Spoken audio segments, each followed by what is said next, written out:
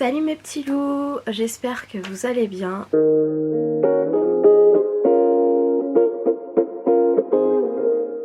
Alors je sais, ça fait très longtemps que j'ai pas tourné de vidéo, mais mon état de santé n'était pas au meilleur de sa forme. Alors oui, j'ai changé de coupe de cheveux parce que avec les problèmes de santé. Ah, Orion il bouge la caméra, il veut vous faire des câlins.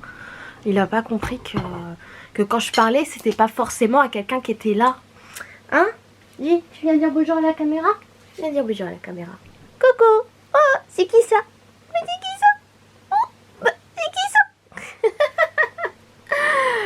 Ah la nounouche! Ce qui explique la coupe, parce que clairement là encore aujourd'hui ma main droite ça va à peu près, et encore tant que je ne serre pas la main ou que je ne tiens pas quelque chose de lourd ou de fragile, parce que j'ai tendance à échapper les choses dans la main. Donc j'ai pas mis la telle parce que en plus je tourne le 12. Arrête de bouger la caméra! Je tourne cette vidéo le 12 juillet. Début de la période de... comment dire, de canicule. Donc autant vous dire que j'ai chaud parce que j'ai dû fermer la fenêtre pour pas que vous entendiez les bruits de la ville. Donc, ce qui explique ma tenue toute légère. Et d'ailleurs comme ça vous pouvez profiter de mon tatouage Ohana. Il va revenir cogner dans la caméra. On va pas s'en sortir, je vous le dis, on va pas s'en sortir. Donc ouais, j'ai fait couper mes cheveux il y a de ça quelques semaines, vraiment très court. Moi ça me plaît beaucoup, et puis en plus depuis ce temps là j'ai réussi à déboucher les trous que j'avais aux oreilles. Donc j'en ai qu'un de chaque côté hein, mais c'est déjà ça, et à porter justement des boucles d'oreilles beaucoup plus fréquemment. Donc là je crois que ça fait depuis la semaine dernière. Ouais, depuis la semaine dernière, donc ça va faire 8 jours parce que j'ai commencé un lundi à les porter. Donc depuis 8 jours je porte des boucles d'oreilles quotidiennement, et du coup les trous se sont refaits tout seuls, et je n'ai absolument plus mal maintenant quand je porte des boucles d'oreilles. Donc et puis avec la coupe, peu importe les boucles d'oreilles, on les voit bien, donc ça me plaît beaucoup. Voilà pour le petit look machin. Et mes problèmes de dos ne se sont pas du tout améliorés. Maintenant il va dans sa caisse. Bon, je vais continuer à parler parce que sinon je vais pas m'en sortir et je vais perdre le fil. Donc mes problèmes de dos ne se sont pas du tout améliorés. Comme je vous disais, ma main droite ne s'est pas du tout améliorée non plus hein. Clairement j'ai mal dans l'intérieur de la main comme ça, mais aussi au niveau du pouce. Je ne peux plus... Voilà. Voilà la seule... de ce côté là je peux facilement, mais de ce côté là voilà, là je suis en train de forcer et en train de me faire un petit peu mal. Je ne peux pas faire plus, voilà. Donc j'ai des restrictions physiques par rapport à mes douleurs, et là actuellement je suis aussi si on peut dire en crise par rapport à ma hanche droite qui me fait extrêmement mal depuis maintenant j'entame le 3e jour. Donc j'ai passé la 2e nuit avec carrément des temps de réveil, donc des insomnies assez fortes, voilà. Donc je suis bien fatiguée. Avec les lunettes ça atténue un peu les cernes, donc je vais pas les enlever pour vous montrer. Je ne suis pas maquillée hein, d'ailleurs, parce qu'avec la chaleur je dis si je me maquille même pour la vidéo ça va couler et tout, ça va faire un truc dégoûtant. Donc oui, ma santé ne s'est pas améliorée, donc mes douleurs de cervicales sont toujours là, sont toujours présentes, sont par moments beaucoup plus fortes, ce qui fait que je suis obligée de porter une minerve. Ensuite au niveau des autres douleurs que je peux avoir, l'épaule droite n'est toujours pas guérie de la tendinite. J'ai rajouté le coude droit aussi en tendinite. J'ai rajouté, façon de parler, hein. J'ai rajouté mon genou gauche. J'ai ce qu'on appelle le syndrome de l'essuie-glace. En fait c'est une sorte de tendinite sur un des tendons externes au niveau de la rotule du genou.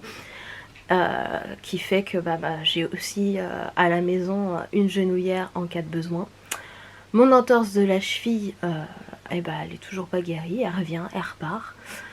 Elle fait que ça, donc dès que je vais un peu mieux et que je me dis ah allez, je vais marcher un peu, ça va me faire du bien et tout, je sais qu'en plus pour le dos marcher ça fait du bien, et ben l'entorse de la cheville revient le soir même ou le lendemain en se disant eh oh tu m'as oublié mais je suis toujours là. Voilà, donc ce qui explique que actuellement dans l'état des choses je suis toujours en arrêt. En même temps avec les médicaments qu'on m'a donnés, je n'ai pas vraiment le droit de conduire. Non, tu veux pas dire bonjour Ruby? Non, elle est toujours aussi sauvage. Et mais sinon depuis le mois de février, je sais enfin ce que j'ai. Alors ça a été et c'est toujours assez difficile à assimiler, à encaisser ce genre de nouvelles. Je suis atteinte de fibromyalgie.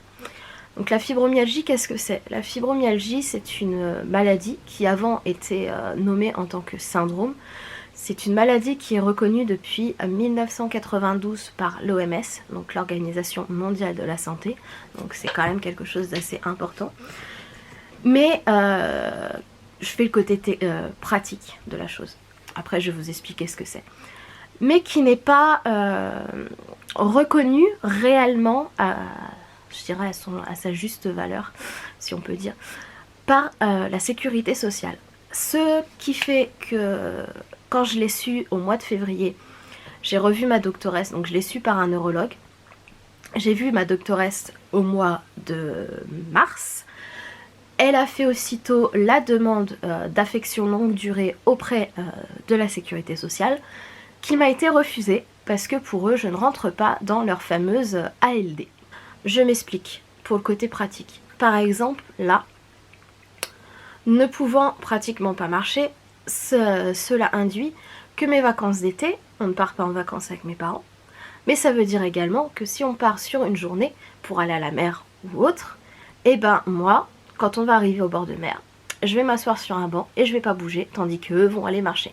Ou vont aller visiter la ville par exemple, comme quand on va à Dieppe, où on allait marcher avant dans la ville, dans la rue commerçante, on rentrait dans quelques magasins et tout ça.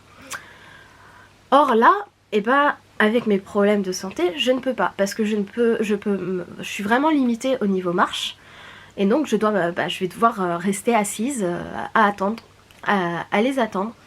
Ce qui veut dire également que là, pendant l'été, je ne me suis pas prévue de sortie à Disney, ni ailleurs, parce que pareil, je peux pas marcher. D'autant plus que Disney, il faut avoir une carte de priorité pour être prioritaire. Or, je ne l'ai pas encore. J'ai fait la demande auprès de la MDPH du Val d'Oise, pareil, au mois de mars. Je suis censée avoir la réponse aux alentours du 17 juillet, mais j'y crois pas trop. Je pense que ça sera plutôt au mois de septembre. Donc, il faudrait notamment, en prise en charge, un fauteuil roulant. Voilà. Si je veux aller à un rendez-vous médical et que je n'ai personne pour me conduire, le taxi, je vais le payer. Voilà.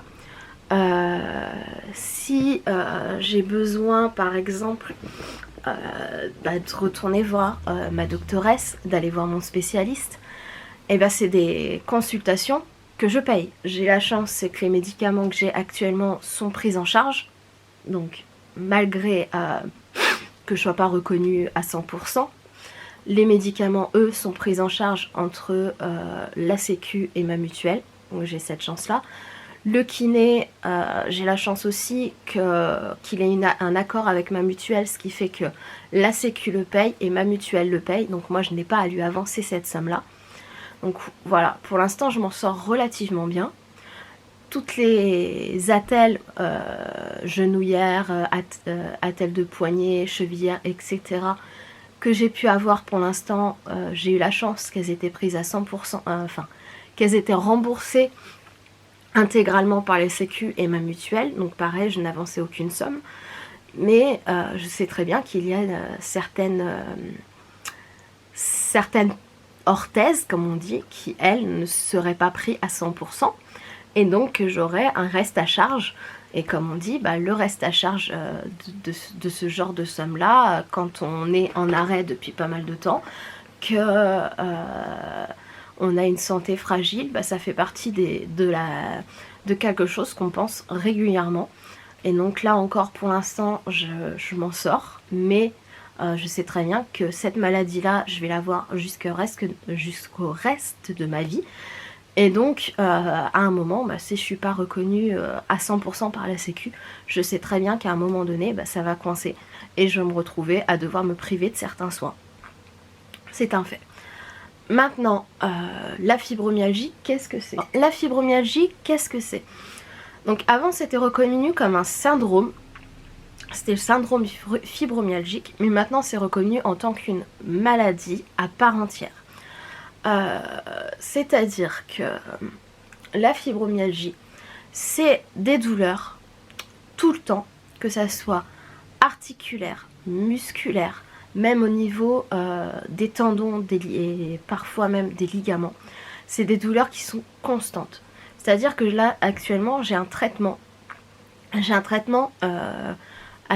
déjà assez fort, je trouve, pour un début de diagnostic. Parce que voilà, ça fait des années au final, en parlant avec le neurologue qui me suit actuellement, que je traîne cette maladie-là, donc que j'ai été dans une errance médicale, parce que toutes les autres fois où j'ai pu me blesser, donc par exemple mes nombreuses entorses de cheville, de genoux, ma tendinite de l'épaule, toutes les fois où j'avais des douleurs de dos, des douleurs de cervicales, et donc je me retrouvais à devoir m'arrêter parce que je pouvais pas me lever le matin ou autre, et c'était lié à ça, mais on ne le savait pas encore. Et en réfléchissant moi de mon côté, parce qu'on dit que la fibromyalgie ça arrive, c'est un dérèglement au niveau du système cérébral, c'est pas psychologique, c'est un dérèglement. C'est-à-dire qu'à un moment donné dans notre vie, on a pu avoir un traumatisme qui soit physique ou psychologique qui crée ce dérèglement. C'est-à-dire que trop de douleur avec trop de stress, et voilà, ça a créé ce dérèglement. Après, il y a peut-être un facteur héréditaire ou génétique. Ça, je ne sais pas. Je ne me suis pas vraiment renseignée. J'ai pas vu de résultats de recherche vraiment très sérieuses à propos sur ce sujet-là. Donc voilà. Mais moi, en réfléchissant, je me dis que ça date du moment où j'avais 16 ans et que j'étais en stage dans une ferme pédagogique, et en voulant refaire la réserve de foin ou de paille, je sais plus trop, je suis tombée de l'équivalent de la hauteur d'un premier étage. C'est-à-dire que j'étais dans le grenier à foin ou à paille, je ne sais plus lequel des deux, et j'étais entraînée par un ballot dans ma chute. J'ai eu de la chance à ce moment-là, c'est qu'il y avait un autre stagiaire qui était en dessous qui lui a rattrapé le haut de mon corps, mais du coup le bas du corps a tapé contre une dalle en béton. Je m'en suis sortie avec une entorse du poignet et 2 disques de pincée. On dirait je m'en sors bien. Mais en réfléchissant, je me dis ça a quand même été un traumatisme, c'est un accident assez important. Suite à ça, en plus, 2 semaines après, je faisais, donc à 16 ans, je faisais la varicelle, ce qui fait que, par exemple, pour le poignet, c'était déjà le poignet droit. Je n'ai pas pu garder l'attelle le nombre de temps dit par le médecin, parce qu'avec les boutons, c'était juste impossible. Ça macérait en dessous, c'était un truc, c'était vraiment pas possible. Et 4 mois après, j'ai fait une suspicion de méningite. Donc autant dire que cette période 16-17 ans a été assez chargée niveau maladie et niveau émotionnel aussi. Parce que pour exemple, là, quand je dis qu'on m'a suspecté une méningite, ils m'ont pas fait de ponction lombaire pour vérifier que c'était ça ou pas. Je suis ressortie, je suis arrivée à l'hôpital, j'avais plus de 42 fièvres, j'avais un mal de tête à m'en taper contre les murs tellement j'étais pas bien. Quand je me levais, je faisais des malaises. Ils ont réussi à faire descendre la douleur de la tête et la fièvre, mais ils n'ont pas fait de... ils n'ont pas fait de ponction lombaire pour vérifier si c'était ça ou pas. Donc on est resté dans le flou. Après mon état de santé s'est amélioré, ok.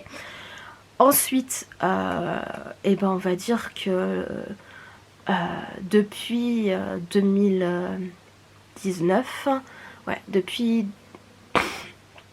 depuis 2019, ça a été le côté émotionnel qui a été fort chargé. Donc j'ai quand même eu le décès de mon grand-père, j'ai eu le décès un an après de mon oncle.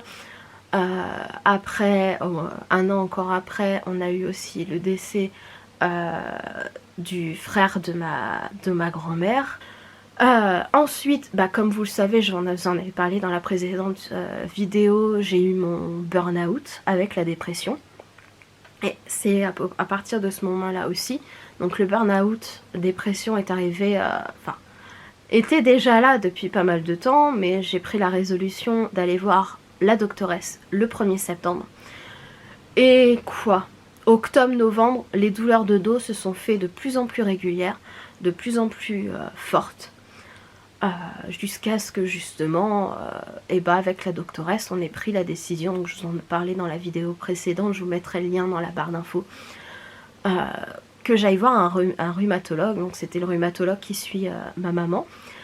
Et lui a dit comme quoi il fallait que j'aille voir un neurologue, et plus particulièrement que pour lui c'était une fibromyalgie. Mais au vu des... au vu des antécédents familiaux, que avoir l'avis d'un spécialiste dans ce domaine, dans le côté la fibromyalgie, un neurologue est plus à même de savoir la traiter et la diagnostiquer qu'un rhumatologue. Et surtout, il y a d'autres maladies qui peuvent faire penser, qui ont en partie les mêmes symptômes. Du style, il y avait notamment le rhumatose qui voulait que le neurologue mette à part, c'était la sclérose en plaques. Et ça, c'est un neurologue qui va mieux réussir à la diagnostiquer. Donc j'ai vu ce fameux neurologue, c'était au mois d'octobre, que je dise pas de bêtises. Attendez, j'avais pris rendez-vous pendant les vacances. Non, au mois de février, pardon. Au mois de février, oui, au mois de février. J'y étais plus du tout. Donc au mois de février de cette année, il m'a fait faire un examen, il m'a examiné tout ça, il a appuyé sur certains points, parce que la fibromyalgie, on a ce qu'on appelle des points douloureux à différents endroits, où quand on appuie, ça va vraiment être très douloureux, beaucoup plus qu'une personne normale, qu'une personne sans maladie. Donc déjà, il m'a fait ça, et pour lui, il m'a dit, bon, au vu de tous les examens, de ce que je viens de faire comme examen clinique dans un sens, pour moi, c'est à 99% la fibromyalgie. Mais je préférerais vous faire passer 2 autres styles d'examen pour en être sûr. Donc le premier examen, et c'est lui qui me l'a fait, ça a été d'analyser par rapport à mes réflexes. Donc il m'a fait le bras droit, parce que c'est le bras qui est le plus atteint, et les 2 jambes.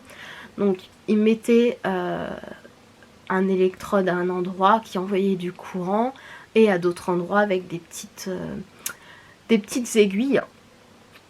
Donc autant vous dire que l'examen en lui-même a pas été du tout agréable. Donc je disais, l'examen en lui-même a pas du tout été agréable. Parce que déjà j'avais des douleurs. En plus il me demandait de faire certains mouvements, par exemple de serrer à fond le poing droit, ça c'est quelque chose qui me fait mal. Au niveau des jambes, ça a été de redresser mon pied le plus possible pour tendre le mollet, et ça c'est pareil, c'est quelque chose qui me fait mal. Mais il a mis donc de côté le côté où les réflexes passaient pas, que au niveau du système nerveux, voilà, ça passait mal. Donc il a évincé ça, et ensuite l'autre examen, ça a été pour voir, notamment par rapport à mes migraines,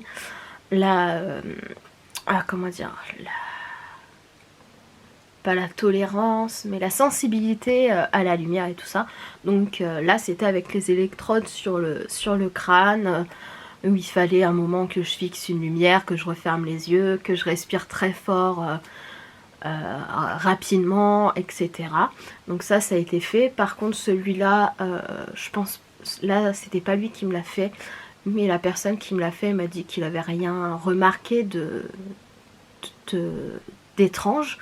Et je n'ai pas revu le neurologue depuis pour que lui l'analyse. Mais bon, je le revois, là je le revois au mois d'octobre, donc il me dira les choses. Hein. De toute façon, je pense que s'il y avait quelque chose d'important dessus ou de grave, il m'aurait rappelé et il aurait convenu un rendez-vous avec moi assez rapidement. Chose qui n'a pas été faite, donc aucun souci. Maintenant, niveau traitement. Donc niveau traitement, déjà depuis pas mal de temps, même avant de savoir que j'avais la fibromyalgie, je vais chez le kiné 2 fois par semaine. Voilà, il me met les électrodes et il me fait un massage à des endroits où je lui demande, hein, voilà, il s'adapte parce que il sait très bien que ça va pas tout le temps être à un endroit. Je lui demande généralement l'endroit qui me fait le plus mal. Donc là par exemple j'y retourne demain, je sais que je vais lui demander au niveau de la hanche droite. Donc il me fait un massage mais il ne peut plus appuyer. Dans le sens où s'il appuie trop fort, et ça me déclenche pareil, la douleur est très vive et j'en fais un malaise à cause de la douleur. Donc c'est des massages légers. Voilà pour on va dire le côté hors médicament.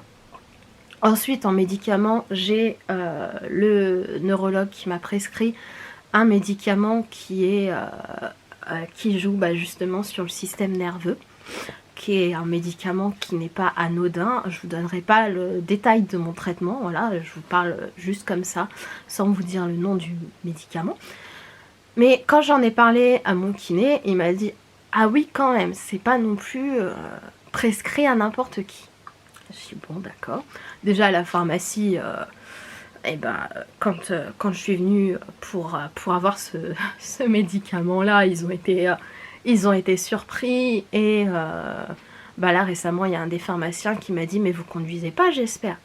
Je suis bon, ça veut tout dire. Je dis, entre le fait que je portais une attelle et les médicaments, c'est pas ce qui est le plus recommandé. Ensuite, j'ai un antidouleur. Alors l'antidouleur, je pense qu'avec la doctoresse, là, le mois prochain, il va falloir qu'on revoie ça. Parce que quand je suis en crise, il me suffit clairement pas.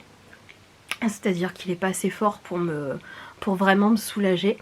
Donc je pense qu'il va falloir qu'on revoie ça. Même quitte à ce que j'ai un antidouleur plus fort pour quand je suis en crise. Et qu'on garde celui-là quotidiennement, on va dire. Après j'ai un antidépresseur pour par rapport à la dépression, au burn-out, en sachant que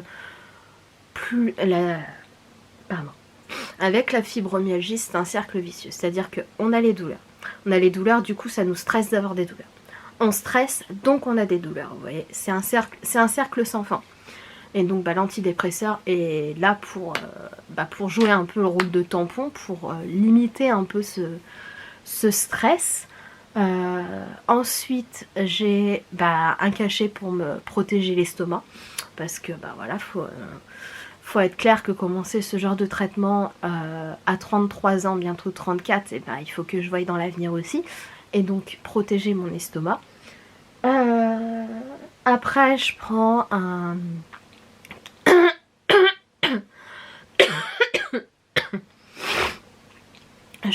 en homéopathie, de quoi m'aider aussi à gérer quotidiennement le stress. Je suis en train mentalement de refaire le truc. Et le soir j'ai de l'homéopathie par rapport au syndrome des jambes sans repos. Pour l'instant, l'homéopathie pour les jambes sans repos fonctionne. Donc je reste avec ça, mais après le neurologue m'a dit que sinon il faudrait passer à un médicament qui traite ce genre de choses. Pour l'instant j'en ai pas besoin. Après je pense qu'avec le doctoresse aussi, il va falloir qu'on parle plus profondément de mon sommeil, qui est je mets très longtemps à m'endormir parce que je n'arrive pas à trouver de position pour être bien. Donc soit limiter la douleur, soit faire en sorte que je m'endorme plus rapidement. Et j'ai de nombreux réveils nocturnes, voilà, liés, enfin combinés ou non suivant certaines nuits avec des insomnies. Donc quand je parle insomnie, c'est que je me réveille à une certaine heure et que 3 heures après, je ne dors toujours plus, que je ne dors toujours pas. Ou que par exemple, je me réveille à une certaine heure et que jusqu'à ce que je me lève, je dors plus. Voilà, c'est ça que je juge insomnie. Et ben j'attends les nouvelles de la MDPH, donc pour la reconnaissance de travailleurs handicapés, pour ce qui est de carte de priorité, de carte de stationnement, en sachant qu'entre le moment où j'ai fait les demandes, donc où la doctoresse m'a rempli le certificat médical, notamment pour la carte de priorité et de stationnement, mais plus spécifiquement la carte de stationnement, parce que la carte de priorité, au vu de ce qu'elle a noté, je pense que je l'aurai, mais la carte de stationnement, j'ai un doute. Mais en sachant que quand elle l'a remplie au mois de mars, ouais, elle me l'a remplie au mois de mars, là, que je suis en attente de savoir si je l'ai ou pas, bah mon état s'est dégradé. Et donc, elle avait mis que je pouvais marcher dans un secteur de 500 mètres. Or, maintenant, je n'en suis plus capable. Donc, à voir quand je recevrai l'avis de la MDPH, s'ils m'ont refusé la carte de stationnement, je vais peut-être faire un recours, justement, par rapport au fait que je ne suis plus capable de marcher aussi longtemps et que être garée à côté d'une pharmacie, d'un magasin ou autre, ça serait bénéfique. Donc voilà les différentes choses que j'attends. Je vais essayer parce que je me suis rendu compte que ça me manquait, que ça me faisait du bien aussi au moral de faire les vidéos, de prendre le temps de les filmer, de les monter. Donc je vais reprendre des vidéos petit à petit, suivant ce que j'ai envie de tourner, suivant, voilà. Il n'y aura vraiment pas de planning défini, je pourrais même pas vous dire s'il y en aura une par semaine par exemple, mais voilà. Et en tout cas, j'espère que la vidéo n'a pas été trop longue pour vous.